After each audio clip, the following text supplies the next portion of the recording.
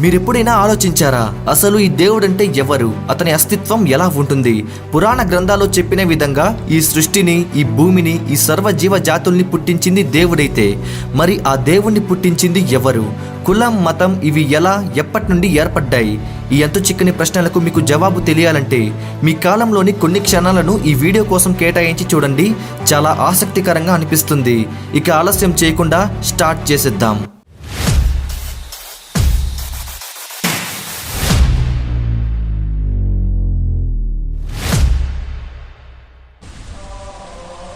చుట్టూ చీకటి, ఉరుములు, మెరుపులు, జోరున వర్షం. అది ఆది మానవుడి మొదటి కాలం, నిప్పులేని కాలం. ఇది వరకు ఎప్పుడూ లేని విధంగా ఆనాడు అతనికి ఎంతో భారంగా, చాలా బాధగా అనిపిస్తుంది. ఎందుకంటే అతను నేలపైన బ్రతకలేని స్థితి, క్రూరమైన జంతువులు, విషసర్పాల గురించి భయం. గృహలోకి వెళ్ళి దాక్కుందామంటే ఆ ఉరుముల, మెరుపుల శబ్దానికి అతని ఒళ్ళు జలకరిస్తుంది. ఆ రాత్రికి అతని నివాసం చెట్ల కొమ్మలపైనే పరిమితమయ్యింది.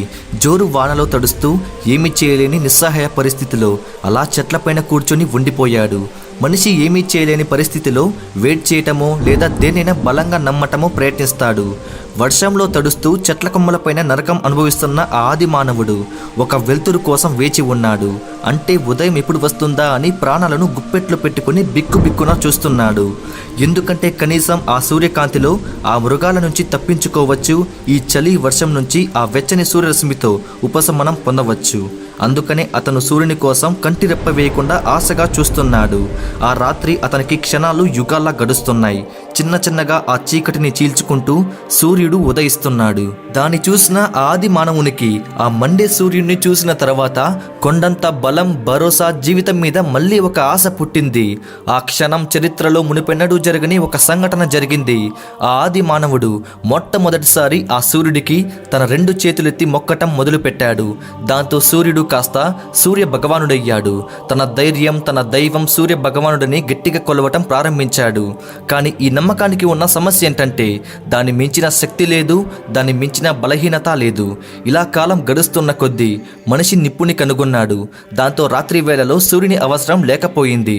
బిక్కుబిక్కుమని బ్రతికే రాత్రుల్లో నిప్పు వచ్చి తమని ప్రశాంతవంతమైన నిద్రని కలగజేసింది. దీంతో నిప్పుని కొలవటం ప్రారంభించాడు. అప్పుడు అగ్ని కాస్త అగ్నిదేవుడయ్యాడు. మరి కొద్ది కాలం గడుస్తున్న కొద్దీ కరువులు వచ్చాయి. పండ్లే ఆహారంగా తింటున్న ఆ మానవుడు కరువు రావటం వల్ల ఆకలి ఎక్కువయ్యి వేట తప్పనిసరైంది. దాంతో చరిత్రలో మళ్ళీ ఒక నాంది పలికింది. వేటాడే సమయంలో మనిషి ఎక్కువగా జంతువుల చేతిలో చనిపోయేవాడు. దాంతో ఆయుధాలను కనుగొన్నాడు. వేట సులువైంది, ప్రాణ నష్టం తగ్గింది. దీంతో మరలా ఆయుధాలను కొలవటం ప్రారంభించాడు. అంటే ఆయుధ పూజలు చేసేవాడు. రోజులు గడుస్తున్నాయి. మనిషి ఆలోచన శక్తి మారుతుంది. వ్యవసాయం చేయటం ప్రారంభించాడు. తనకి ఉపాధి కల్పించిన భూమిని, ఆకలి తీర్చిన పంటని మనసారా కొలవటం చేసేవాడు. అలా మనిషి పంచభూతాలను కనుగొని అవి లేకపోతే మనిషి బ్రతకలేడని కనుగొన్నాడు. అలా పంచభూతాలని చేతులెత్తి మొక్కాడు. ముందు మనం చెప్పుకున్న విధంగా నమ్మకానికి ఉన్న శక్తి లేదు, బలహీనత లేదు. ఆ నమ్మకం కాస్త చాగస్తమయ్యి మూఢనమ్మకంగా మారింది. ఆ మూఢనమ్మకంతో లేనిది దేనైనా ఉన్నట్లుగా నమ్మించవచ్చు. వ్యవసాయం వల్ల జీవితం చాలా సాఫీగా మారింది. పండిన పంట త్వరగా చేతికి రాదు, కొంత టైం తీసుకుంటుంది.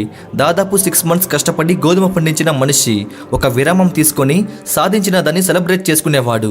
ఆ సెలబ్రేషన్నే మనం ఇప్పుడు పండుగలని చెప్పుకుంటున్నాం. ఇలా ఒక్కొక్కరికి మధ్య ఐకమత్యం పుట్టుకొచ్చింది. ఎప్పుడైతే మనుషుల్లో యూనిటీ వస్తుందో అది మరొకరి నుంచి భద్రత కోసమని అర్థం. దాంతో యూనిటీ ఒక గుంపుగా, ఒక ప్రాంతంగా మారింది. సో గుంపుకి కొన్ని కట్టుబాట్లు, కొన్ని నియమాలు, కొన్ని ఆచారాలు ఉంటాయి. ఇలా మతం పుట్టుకొచ్చింది. మతం అంటే ఏంటో కాదు, నువ్వు బ్రతికే జీవన విధానం, జస్ట్ అంతే, ఇంకేం లేదు. సో గుంపు పుట్టింది, మతం పుట్టింది. ఇక దాన్ని లీడ్ చేసే ఒక నాయకుడు కావాలి. సహజంగా గుంపుకు ఉండే మాయరోగం ఏంటంటే లీడ్ చేస్తున్న ఆ నాయకుడిని గుడ్డిగా నమ్ముతుంది. వాడు ఏం చెబితే అదే శాసనం. శాసనాలు చేసేవారికి మెల్లమెల్లగా బలుపు, దురాశ, నేనే దేవుణ్ణి అనే అహంకారం పెరుగుతుంది. దాంతో వ్యక్తి పూజ పుట్టింది. ఆల్బర్ట్ ఐన్స్టీన్ ఏం చెప్పారంటే ఇమాజినేషన్ అనేది జ్ఞానం కంటే ఎంతో పవర్ఫుల్ అని. నాలెడ్జ్ కొంతవరకు మాత్రమే పరిమితం, కానీ ఇమాజినేషన్ అనేది ఎలాంటి బార్డర్స్ లేకుండా ప్రపంచాన్ని దాటేసి చుట్టేసి వస్తుంది. సో మనిషికి ఇప్పుడు సుఖజీవనం, కావాల్సినంత తిండి, ఇల్లు వల్ల భద్రత, సొమ్ము అన్నీ సొంతమయ్యాయి. సో ఇప్పుడు తిన్నది అరగాలన్నా టైం పాస్ కావాలన్న కబుర్లు పుట్టుకొచ్చాయి. ఆ పిచ్చాపాటి కబుర్లు కాస్త కథలుగా మారాయి. దాంతో మనిషికి ఇమాజినేషన్ పవర్ ఎక్కువైంది. మనం ఎక్కడి నుంచి వచ్చాం, ఎవరు సృష్టించారు అనే ఆలోచన మొదలైంది. ఆ ఆలోచనకి కొంతమంది శాస్త్రీయంగా సమాధానం వెతుక్కుంటూ వెళ్తే మరి కొంతమంది గుంపు పెద్ద మనుషులు మాత్రం దేవుడు, మరణాంతర జీవితం, స్వర్గం, నరకం అంటూ చివరికి వారి వారి ప్రాంత భాషల్లో ఇతిహాసాలను పుట్టించారు. దాంతో కులాలు, మతాలు, వర్గాలు, వీడెక్కువ వాడు తక్కువ అనే చెత్త పెరిగింది. సో ఆ ఎక్కువ తక్కువ వల్ల అణచివేత పెరిగింది.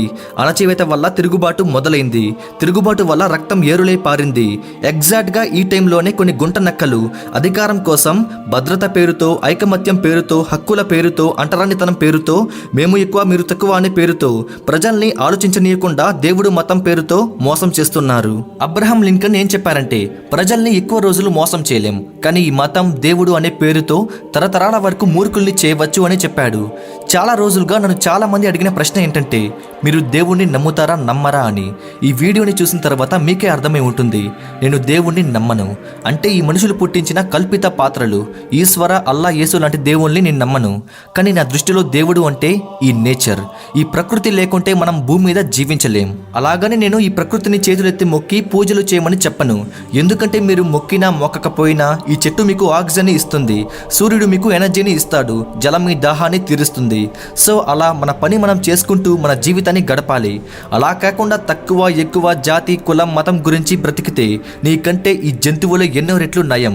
ఈ వీడియోని చూసిన తర్వాత చాలా మంది హర్ట్ అయి ఉండవచ్చు, చాలా మంది జీవిత సత్యం గురించి తెలుసుకుని ఉండవచ్చు. అది నాకు చాలా సంతోషం. ఈ వీడియోకి ఇంతే. మీలో ఇంకా ఏమైనా ప్రశ్నలు చెలరేగుతూ ఉంటే కామెంట్స్ చేసేయండి. వీడియో నచ్చితే లైక్ చేసి సబ్స్క్రైబ్ చేసుకొని మీ ఫ్రెండ్స్ అండ్ ఫ్యామిలీ మెంబర్స్కి షేర్ చేయండి తప్పకుండా. ఈ వీడియోని లాస్ట్ వరకు చూసినందుకు thank you so much for ever.